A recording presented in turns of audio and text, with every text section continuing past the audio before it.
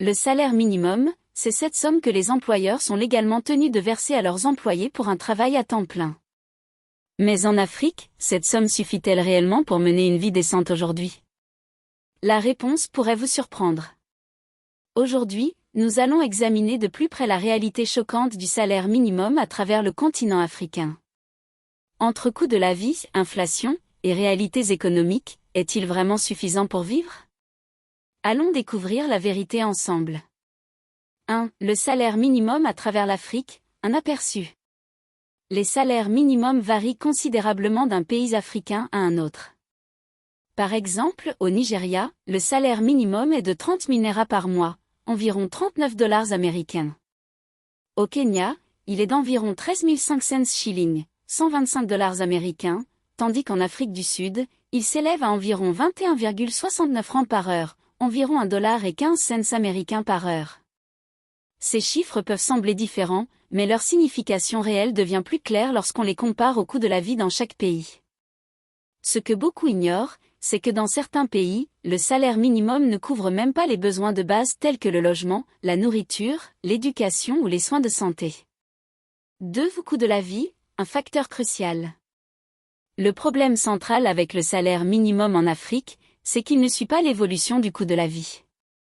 Prenons l'exemple du Nigeria où l'inflation a grimpé en flèche au fil des ans. Un sac de riz, un aliment de base pour de nombreuses familles, coûte parfois plus d'un quart du salaire mensuel minimum. De plus, les frais de logement dans les grandes villes peuvent engloutir plus de 50% de ce revenu, laissant peu, voire rien, pour les autres besoins essentiels comme l'électricité, l'eau ou les frais de scolarité. Action pratique, cela montre l'importance d'ajuster les salaires pour correspondre à la réalité économique du pays et de prendre en compte les familles qui survivent avec un seul salaire. 3. Le quotidien d'une famille vivant au salaire minimum. Prenons un instant pour nous mettre à la place d'une famille moyenne vivant avec un salaire minimum dans une grande ville africaine comme Nairobi ou Lagos. Après avoir payé le loyer, il reste peu pour la nourriture, sans parler de l'éducation ou des loisirs. Les parents doivent souvent jongler avec plusieurs emplois pour joindre les deux bouts, ou se priver de certains repas pour nourrir leurs enfants. Cela crée une pression énorme sur le bien-être mental et physique des individus, qui luttent quotidiennement pour survivre. Action pratique, il est essentiel que les gouvernements africains envisagent des politiques économiques qui réduisent cette pression en rendant les biens essentiels plus accessibles et abordables. 4. Les conséquences sur la santé et l'éducation. Vivre avec un salaire minimum insuffisant a des répercussions directes sur la santé et l'éducation. De nombreuses familles ne peuvent pas se permettre des soins de santé de qualité, ce qui entraîne une augmentation des maladies évitables. De plus, les enfants issus de familles à faible revenu ont souvent moins accès à une éducation de qualité, car leurs parents ne peuvent pas se permettre de payer les frais scolaires ou d'acheter du matériel pédagogique. Ce cercle vicieux se perpétue de génération en génération, réduisant les chances d'échapper à la pauvreté. Action pratique, des programmes sociaux bien conçus, comme l'accès gratuit à l'éducation primaire et secondaire, ainsi que des soins de santé subventionnés, sont des solutions qui peuvent aider à briser ce cycle de pauvreté.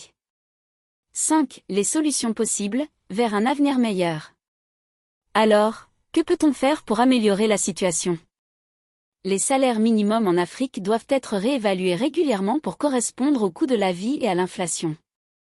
En outre, des efforts doivent être faits pour renforcer l'économie locale en créant des emplois mieux rémunérés et en encourageant l'entrepreneuriat. Des initiatives telles que des subventions pour les petites entreprises ou des formations professionnelles peuvent également aider les populations à trouver des sources de revenus supplémentaires. Action pratique. Les gouvernements doivent également travailler avec les entreprises pour créer un environnement de travail qui valorise les employés en leur offrant des salaires décents et des avantages sociaux. Alors, le salaire minimum en Afrique est-il vraiment suffisant pour vivre aujourd'hui? Les chiffres parlent d'eux-mêmes, pour de nombreuses familles, ce n'est pas suffisant. Il est temps de repenser la manière dont les salaires sont fixés et de s'assurer que chaque travailleur puisse vivre dignement de son salaire. Ce changement est non seulement crucial pour améliorer la qualité de vie des citoyens, mais aussi pour assurer un développement durable à long terme pour les pays africains.